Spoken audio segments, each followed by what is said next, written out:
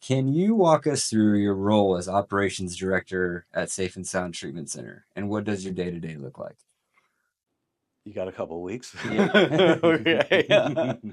um, I cover just about everything uh, corporate, right? Corporate offices, so I handle everything from my desk. Um, I handle trainings for our staff, right? As far as our EMR goes, I make sure that everybody is doing the right thing as far as following up, checking their work, things like that, making sure everything's okay. Um, my operations role it's multifaceted. Mm. It's multifaceted. I'm the administrator on just about everything, right? All social media and EMR, and I sign a lot of contracts, things like that. But with the things that I'm designated to do, which I'm not even really sure what all that is, uh, I'm uh, just I'm just a doer. I handle everything. People are always coming to my office asking me, "Sonny, could you help me with this?" And that makes me feel like IT, and I'm not. Mm. And I'm constantly showing people new things, especially when it comes to updates. And updates usually come about, weekly and sometimes monthly. So I guess that's my day to day and Mm. overall, right? Yeah. Um, I'm that kind of person to where I'm not controlled what to do per se in the company, because the owners will have to get with people and say, hey, do this, this, that. I'm on autopilot Mm. pretty much, So I'm the original employee for the company, That's right. right? And we've grown exponentially. It used to be Mary and myself in the office. Hmm. and yeah, yeah. What could I say? What could I say? All right. So, what are some of the biggest operational challenges you face in running a treatment center, and how do you overcome them?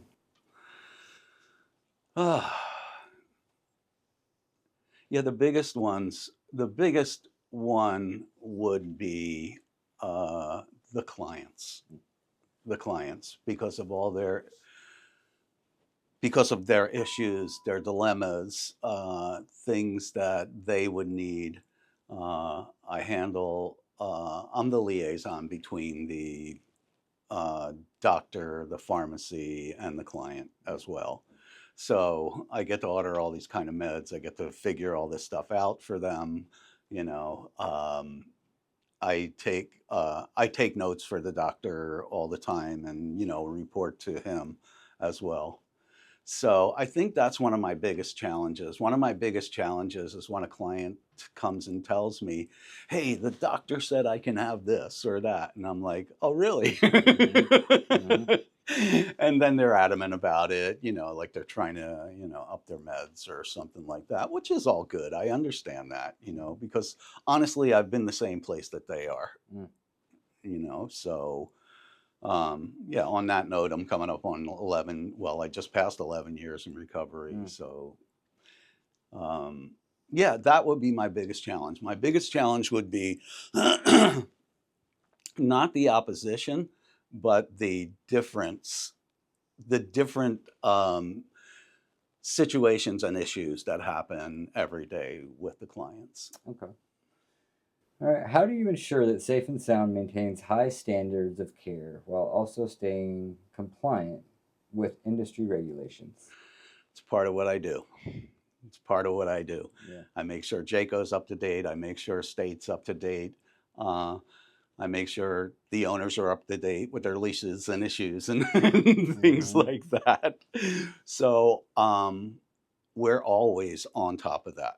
We're always on top of that. Our consultant comes like once a week and we discuss things, and we're constantly updating. We're going through a big change right now as far as uh, binders, things like that. Mm. Because the state is always coming up with new stuff, and Jaco as well, and but yes, in a nutshell, I'm here to recognize the gray areas which every recovery company runs into, and make sure that they never go red, and create the solution for the gray so it Mm, goes green. perfect. All right. What initiatives or changes have you implemented at Safe and Sound that you're particularly proud of? Me, I'm proud of everything. That's my pride and ego. But let's Mm, see here. Um, that I'm particularly proud of. That would be, I'll go back to the clients again, and I really mean this because I started doing this for a personal reason as well as a reason for everybody else that I wanted to help. mm, Um, Let me see here. When a client comes to me after they've been here for, say, 90 days or however long they're here, and they're leaving, and they come to my office and say, Sonny, could I talk to you? I'm like, sure. We have an open door policy. And they come in and say, I want to thank you so much. mm, Right. And I'm just like, for what? You did mm, all the work. And they're like, no, when it gets to that point to where they tell you you were a great influence on me, that's like heartfelt. mm. And yeah, that's the thing that I don't know if it's pride so much, but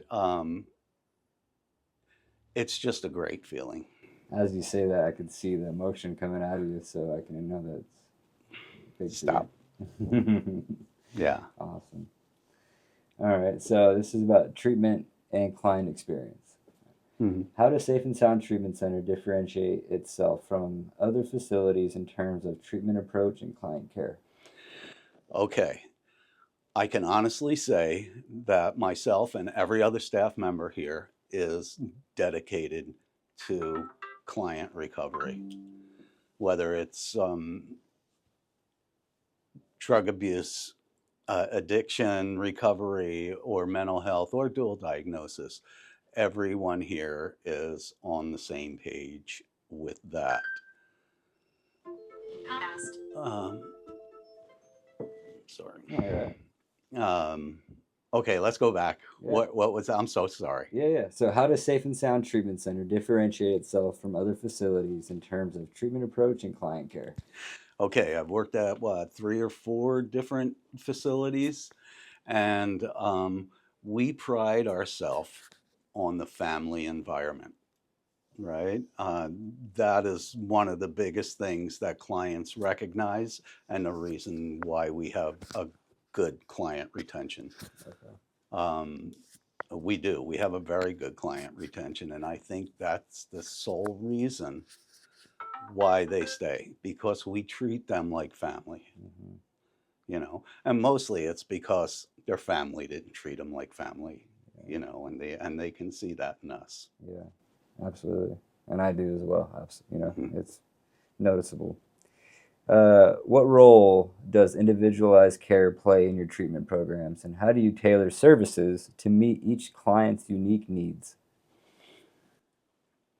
Well, first you have to, we go through the process of, we have to know who the client is, Right. right? I can't help you if I don't know you. So the first idea is to build that rapport Yeah. with the client. And as they get comfortable, then you can talk to them more about different things. They start opening up, and you personalize it. Mm, If we have, say, random number 25 clients, each one has an individualized treatment plan, mm, care, and that comes from all of us personally and as a company, mm, right? So uh, we get to know the client, we get to figure out what they need, um, and because they talk about dual diagnosis or separates in like substance abuse recovery and mental health, but I think, and I'll say this because I'm still in recovery as well, that we all carry both. We're all dual diagnosis to a certain degree. Mm. So, yeah, yeah, we personalize it. I've had clients saying, "Man, you're like the dad I never had." Mm-hmm. I can see that. You know, so All right. So many clients struggle with both substance abuse and mental health issues. How does your team well, address co-occurring disorders effectively? I guess I can answer that with pretty much the same thing. Yeah. As far as yeah, get to know the client, find out where they came from. I mean, mentally and family wise and everything else, right? Try to figure out where this substance abuse started, Mm. right? Because generally it doesn't start with just friends. Mm. We may think it does, but there's something more deep rooted than that from their past, maybe from when they were children, you know, things like that. Is that the case all the time? Not necessarily, but a lot of the times I would think that most of the time it is, Mm. right? And so we have to get them to open up about that. We start digging deeper and deeper, and that's where the individualized care comes in. You know, like when we get to know them, and then once they get past that point, because they tell you, you know, in addiction recovery, when you first start your program, like I always give the client the example, hey, you can throw a dog in an addicted dog in a room for 7 days, Mm. and he'll come out physically fine. Mm. But Mm-hmm. after that, we're working on everything from the neck up, and they understand that. And I think the whole identification or the identifying situation with the client is like the biggest thing. Mm. You know, Okay. uh, just you have to be a good listener. Mm. You have to be a good listener. That's like huge, Mm-hmm. huge. As many times as I want to say things, you know, just Mm. like if they're on a roll, I let them roll, Mm. and it gets figured out that way. Most of the time, it figures out themselves, Mm. especially when they come to the realization that they need help, and then when we convince them that the help isn't really coming from us, we're just a tool. The help is coming from yourself. Yeah. So. Absolutely. Okay. Awesome. So, how do you measure success in treatment, both for individual clients and the program as a whole? Okay. Yeah, I guess I can get back to the same thing again as far as there's no there's no more success to me than watching a client per se make it, right? When you're in recovery, you don't really make it until you realize that, possibly even when you're on your deathbed and you can say, man, I didn't have a drink or a drug in 30 years. Mm. That's when you know you made it, right? Yeah. And because anybody can relapse at any time, right? And yeah, when they realize that and start working on themselves, that's huge. Mm. That's Okay. huge. All right. So, this is Safe and Sound's impact and vision questions I had for you. So, can you share some of the most impactful work that Safe and Sound Treatment Center has done in the community or with its clients? Anything that comes through. Okay. We do outings all the time or every week, things like that. What type of outings? Um, Movies, miniature golf, hikes, just everything. On the holidays, we'll do certain things. 17th door, uh, just great things. We have Christmas parties. Every client gets a present. Mm-hmm. Just all them kind of things. But the ones that stand out is we had a donut place give us all their extra donuts it was on a Saturday, right? And they would give us all these extra donuts and cakes and pastries and stuff, and our whole team would go out and distribute them to the homeless. Wow. The clients as well. Wow. Yeah. Absolutely. Okay. Absolutely. the clients as Yeah. well. That was the whole purpose, Yeah. to you know to show them that they can serve as well. Mm-hmm. You know, so yeah. All right. If you So can't tell, this is all an emotional thing for me. I love it. No, no, I can see your passion. I love it. All right. What are some of the success stories from Safe and Sound that you're most proud of? Getting to where we are today, Mm. getting to where we are today, because like I said, we started just with this one little office, and we've grown exponentially, you know, with the owner thinking we might have to close the doors, and I'm saying no. Mm-hmm. No. And one thing led to another. I was doing all the groups all day long, writing all the notes for all the groups because I was the only one there to do it.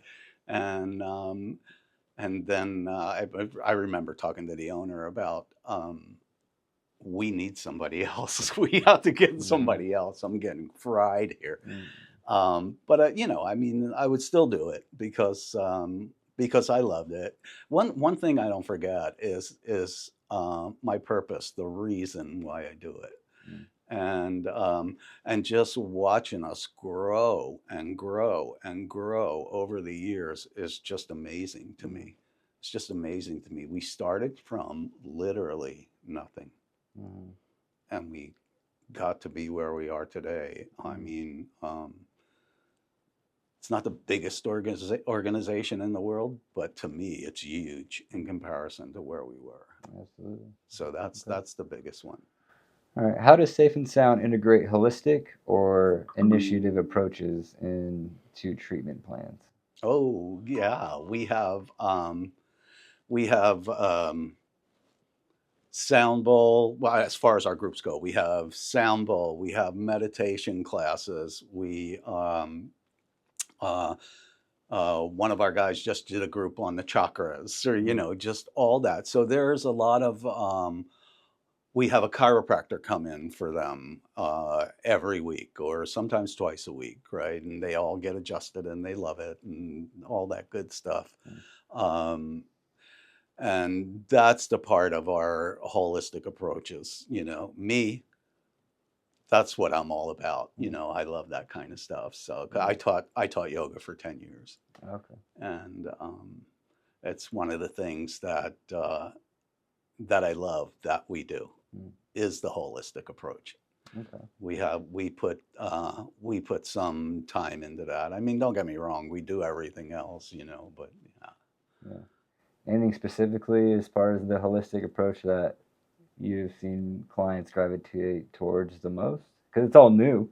So this whole new way of life. Yeah. So you're kind of exposing them to multiple different things that they could take with them that they may or may not like. Have you found something that they have enjoyed the most? Yeah.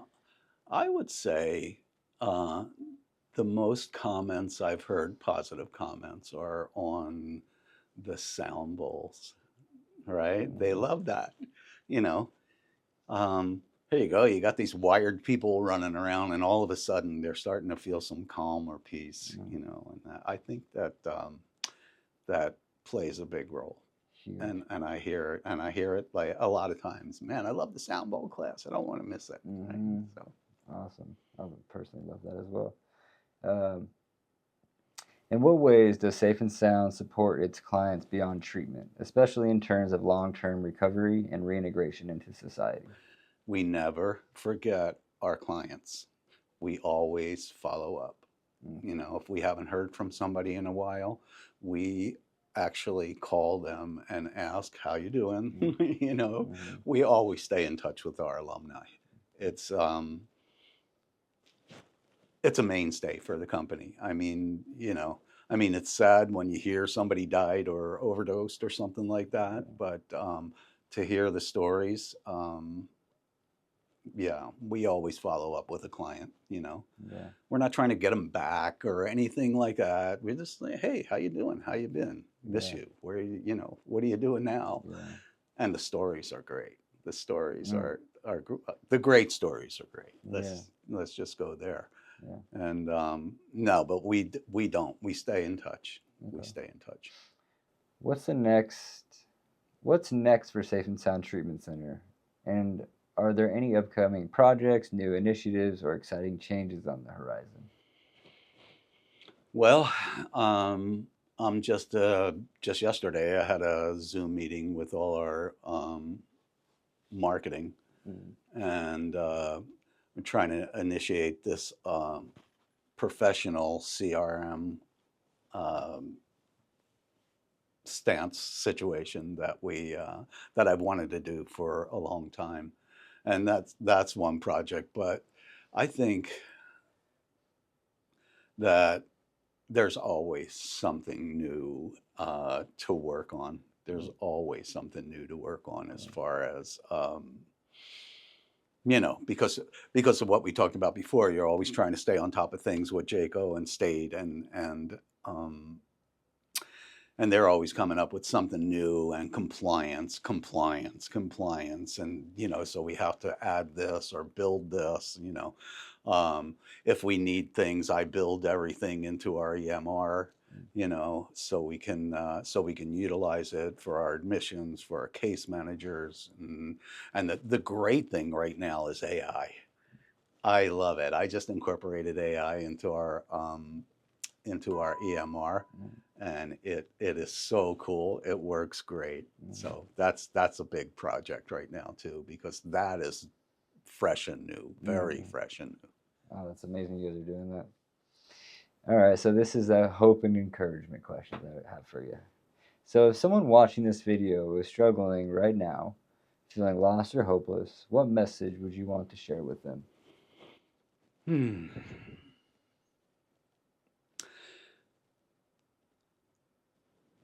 According to the personality, uh, I would just, if they're in front of me or if it's a phone call, I would try to get them as comfortable as possible. Well, this is for if someone's watching this video right now. Oh, On I'm whatever sorry. platform it goes out to, Yeah. someone's currently watching this.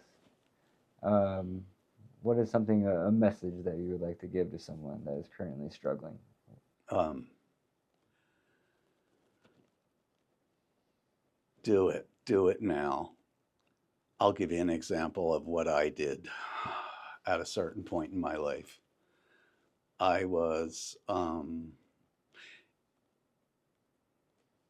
in not a very good situation. And one day I just walked up to the bathroom mirror and I looked at myself and said, "You need help.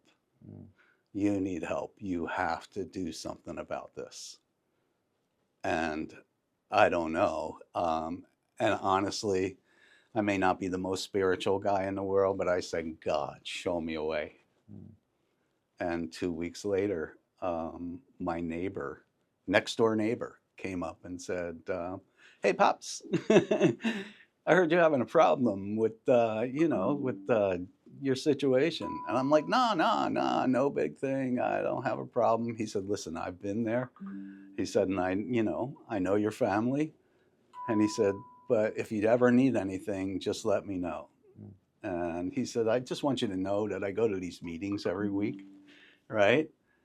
And I'm like, "Nah, nah." And I put that off for months. But it was like 3 days later, he brought me a big book, Mm. right? And he said, read the doctor's opinion. Mm. And I did, and I never looked back, right? So Mm. the point being is that look at myself, that serious look at myself, to realize that I needed help and accept outside help is just immense. That's what I would tell somebody. Find somebody, get some help, take a look at yourself. Just get out there and find the person, Yeah. find the place, find the things that you're going to um, need. But you have to have the desire. You have to want to and need to Mm. have the help. Yeah. Okay. Um, what do you believe is the most important first step for someone who wants to seek help but is afraid to take it? Hmm. So someone's going to be watching this on whatever platform that it's on. Um, So yeah, what is the most important first step for someone who wants to seek help but is afraid to take it? Um, Considering they've already admitted or already realized that they need help.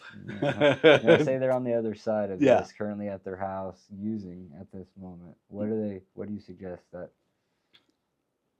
they do? They're afraid to go and change this whole new way of life. You know,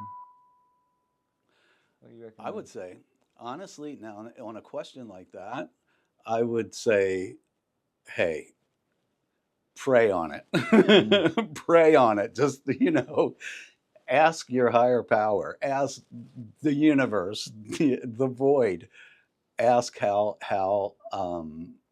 ask for help. Ask how could I do this? mm, Like I said, I was saying before, show me a way. mm, And somehow that came through. yeah, Somehow it came through.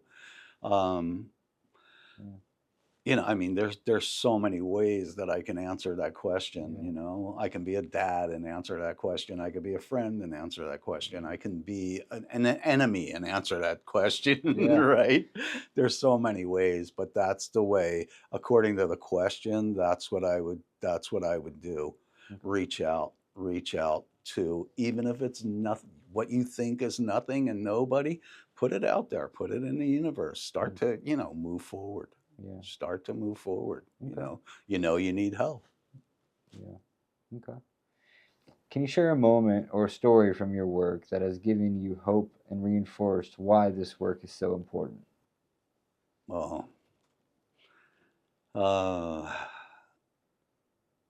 it's the pay. No, I'm just kidding. No, I'm just kidding. No, um, when I had a year, my sponsor said to me, he said, "Now that you have a year, what do you want to do?" And I said, "I want to do exactly for people what was done for me." And he said, "Well, you better get after it." And I'm like, "How do I do that?" Right? And and the same thing. I did the same thing because it worked for me in the beginning. I'm like, "God, show me a way." I'm not a serious prayer, so to speak. I said, "God, show me a way."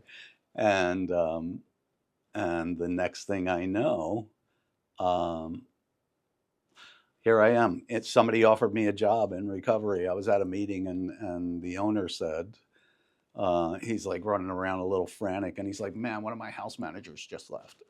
He's like, "I got to go over there." I'm like, "Rich, you need help?" Mm, Or whatever the guy's name was. I'm like, "You need help?" And he was like, "Come to my office in the morning. I'll talk to you."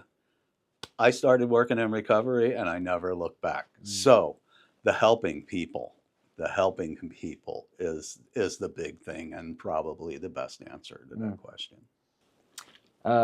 Can you share a specific story of an individual having an epic transformation? Yes, we had a client one time that he was doing okay. He wasn't doing great, the best, or anything like that. And he got through his term in our recovery center, and he left. And I was in Venice Beach one day at an event that happens yearly there, and all of a sudden I hear, "Hey, Sonny!" And I turn around, and it's this client. And that's exactly what happened. He said, "Man, dude, how you doing?" He came up, gave me a big hug, and I knew automatically he was sober, Mm, right? And he said, "Thank you so much." He hugged me so hard, and he said, "Thank you so much, man, for being there for me," right? And I'm like, "What are you doing?" He's like, "Man, I am staying sober. I'm working a program. I would have never done it without you guys." mm, So, if that's any answer to that question, then that's where that is. okay. How do you help people find purpose and rebuild their lives after addiction? We build into that. We build into that from the very beginning. We're setting the standard for the client. We have like rules and regulations, we're not whipping our clients by any means, but we have rules and regulations that they get to this stage, they do this. They get to this stage, they do that, which means that by the time they're out of here, whether they're doing 30, 60, 90 a year, but by the time they're done around 30 to 45 days, we have them start looking for jobs, getting the license back, doing all the things that they never did in all their drug addiction years, right?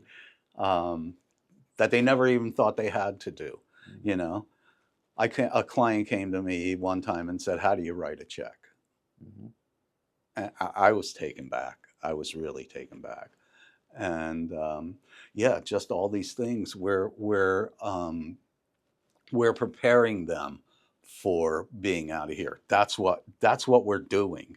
Of course they're coming in, and you know what, we take care of them for a while, and we sort of take care of them like their family, and we listen. But the thing is we build structure for them.